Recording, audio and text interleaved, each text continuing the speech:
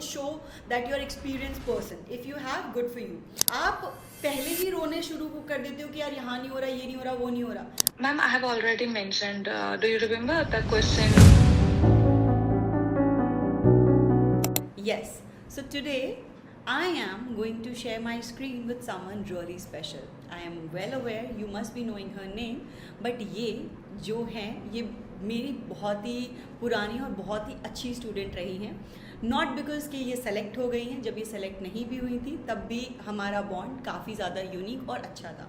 अब मैं इनके बारे में आपको बताऊंगी. 2023 में ये मेरे पास ऑनलाइन प्लेटफॉर्म पे आई थी, एंड जब ये आई थी इनके MTI इश्यूज़, इनको इंग्लिश नहीं आती थी, कॉन्फिडेंस लेवल बहुत ही ज़ीरो था, लेकिन ये बहुत क्लियर थी कि इन्हें कैबिन क्रू बनना है. इनकी डेडिकेशन और इनके पैशन ने मुझे कन्विंस कर दिया कि मैं इसको कैबिन क्रू बना के रहूँगी. So put your hands together for Mahanuja Shaikh. Hello, ma'am. Good evening. Beautiful. Thank you. Yes, so Mahanuja, Thank you so you can much, see ma'am. there are a lot of people who are waiting for you. Let's have a session together wherein we'll going to talk about your journey. How come Miss Mahanuja, from not knowing anything about aviation, and today she is the officially flight attendant. कैसा लग रहा है, कैसी है ये feeling? Ma'am, मुझे तो बहुत मजा आ रहा है. जब मैं अपना ऑफर लेटर मिला मेरे को, मैं तब बहुत ज्यादा खुश थी. वो मोमेंट कुछ ऐसा था कि मैं सपना तो नहीं देख रही हूँ ना. मतलब मैं दीदी के घर में थी और अचानक से वो ईमेल में आया और मैं ऐसे खोली में देख रही हूँ कि सच में मुझे इंडिगो की तरफ से ऑफर लेटर आ चुका है. ओह माय गॉड, इसी दिन के लिए तो मैं इतना ज्यादा वेट कर रही थी. तो वो मोमेंट तो बहुत ही ज्यादा स्पेशल था. मैम, थोड़ा सा अपने बारे में बताएं, आप कहाँ से हैं, क्या हैं, एंड सो ऑन.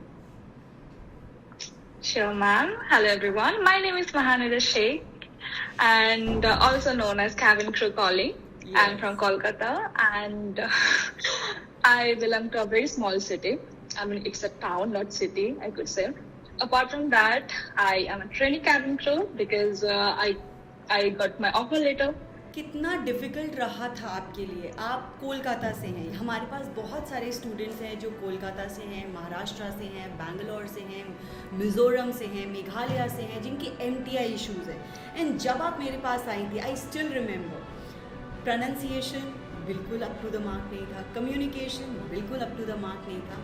तो जो लोग जिसका MTI इश्यूज़ है, वो लोग किस तरीके से अपना करियर यहाँ पर देख सकते हैं, क्या क्या चैलेंजेस आपने फेस किए और आपने उनको कैसे कवर अप किया, प्लीज़ आप उस बारे में ज़रूर बताइए. Sure, ma'am. So, being a Bengali, I had MTI problem, and ma'am knew it. Ma'am know it. Okay. So, I had to work really hard to get rid of this problem. You know, I used to say attention. I don't know why. Later, I understood it's attention. Okay. So, I used to say project. Now I know that it's project. So my MTI problem was a big task for me that I needed to work, but I did it. After that, I cleared my interview. Then I joined PhD, and there also, I mean, ma'am also teachers taught me many things in order to clear my final review and my pronunciation as well. So see, it is a problem because English is not our first language. Okay. Right. अगर कोई rejection बार बार face कर रहा है, कैसे हम उस rejection से, stress से अपने आप को कोप अप करें? Okay, so one thing I would like to share: be patient. You know, if you feel like you have to work more on your English, just do it. If you think I need to improve my communication skills, do it. Don't give up, because I didn't. So I would suggest you, don't give up. You saw this dream, that means you deserve it. So just work hard. I believe that one day you will clear your interview. जब मैं reject होती थी ना, there was a time कि मैं first time reject हो रही थी, फिर मैं बार बार इंटरव्यू देने लगी. मैं एक आर्मी फैमिली से आती हूँ, तो मेरे घर में, ख़ानदान में कोई भी बच्चा एविएशन में नहीं था. I was the first one, I am the first one जो एविएशन इंडस्ट्री में गई. Now she is a cabin crew coach, helping, motivating, uplifting people.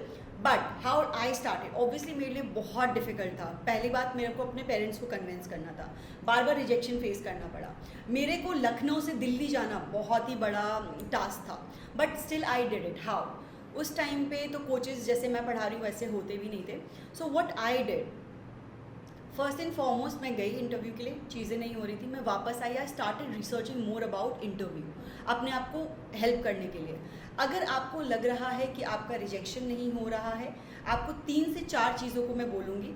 जब आप इंटरव्यू के लिए जाओ, आज आपका रिजेक्शन हो गया, आप वापस आते हो, instead of crime you need to take out your notebook and write it down, the things that you performed well and your flaws.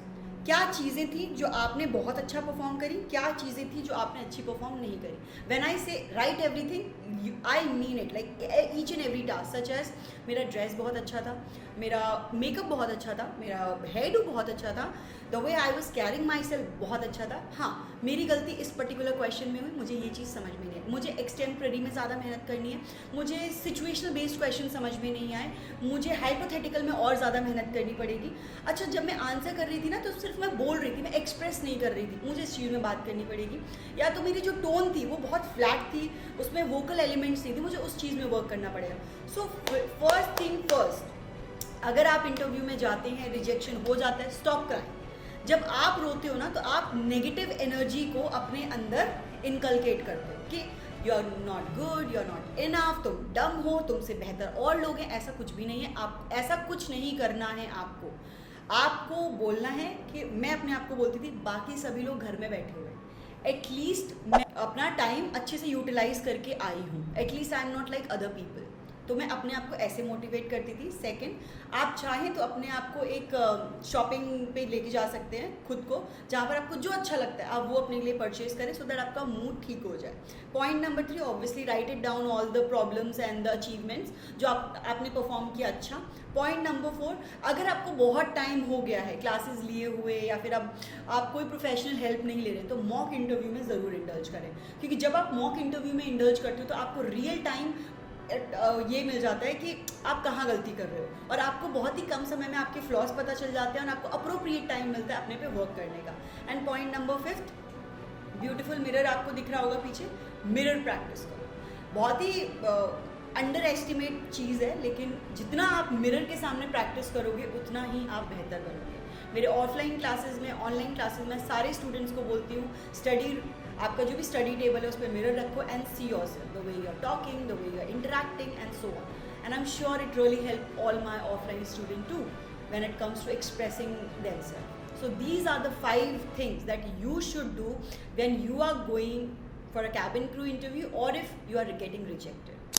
Most of us come and says, you know what, you तो waste Bengal में higher ही नहीं कर रहे. आपको पता है अभी तो यहाँ पे इंटरव्यू ही नहीं होते, बिहार में तो नहीं होते. आई अंडरस्टैंड, नहीं होते होंगे. Create one. आप पहले ही रोने शुरू कर देते हो कि यार यहाँ नहीं हो रहा, ये नहीं हो रहा, वो नहीं हो रहा. आप अपने आप को प्रिपेयर तो करो.